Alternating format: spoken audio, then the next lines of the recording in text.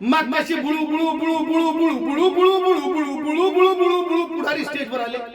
मी काय सांगितलं की दाखवायचे दात आणि खायचे दात ह्या जरंग्याच्या आंदोलनाचे वेगळे आहेत. दाखवायचे दात आणि खायचे दात या जरंग्याच्या आंदोलनाचे वेगळे आहेत. जरंग्यामध्ये येईपर्यंत त्याच्या स्टेजवर त्यांनी राजकीय माणसं दिसू दिली नव्हती. मग कशी बुळू बुळू बुळू बुळू बुळू बुळू बुळू बुळू बुळू बुळू बुळू बुळू बुळू पुढारी स्टेजवर आले. मग कसं काय माईक बाजूला करून वार्तालाप करायचा प्रयत्न होऊ लागला? का मोबाईल असा आडवा लावा लागू लागला?